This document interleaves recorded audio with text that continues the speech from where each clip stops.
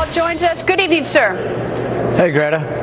Well, the president says he's going to make an announcement tomorrow night, 8 p.m., about an executive order about immigration. I take it you don't like this. Well, you know, he said 22 times previously that he doesn't have the power to legislate on his own with regard to immigration.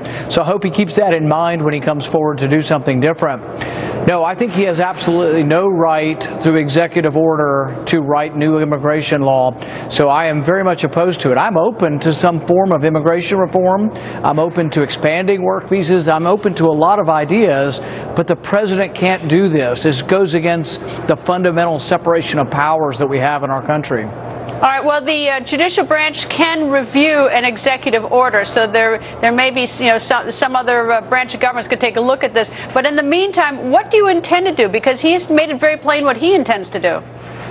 Well, it's difficult because if Congress rebukes him, and right now we have a Democrat-controlled Senate which is not going to rebuke the president, but let's say even in January we decide to rebuke him with legislation, he can simply veto that.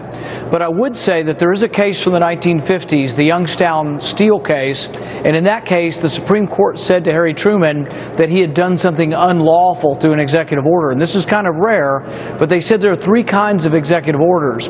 One executive order is to execute the law as it was intended, and there's no conflict with Congress. One type of executive order, it's murky and it's unclear, but then there's an executive order that directly contradicts what Congress wanted. So what I would recommend to the House is they should immediately pass at least a resolution saying that what he is doing is contrary to the will of the House of Representatives. That would set up, I think, a very clear-cut case in the court, and it may take a while to get him, but the thing is history will treat him unkindly on this if he thinks he can become king. You know, though, the whole idea is like in Washington, people are always worried about their reputations. History will treat them unkindly. But these orders, whether you're for them or against, have real impact on people. It's not who's the hypocrite, who's not the hypocrite, who can do something. It's what, these have a real impact. And I'm curious whether you think the House should have voted on the Senate's immigration bill that was sent over about at least a year ago. I've always been in favor of securing the border first, doing some things to increase work permits. For example, there's a couple of bills that are very uncontroversial, and I'm for passing them immediately in January, and I think we may do this. Visas for people with a master's degree or a PhD in math and science. They're being gobbled up by other countries, and we would love to have them in Silicon Valley or in Texas and Austin and different places at our universities teaching. We want those people in our country, but we don't have enough visas for people that have these great skills. A bill passed in the House last year, but the Democrats have basically held it hostage and said, unless we get everything we want, we won't give you part of what would be good for the country.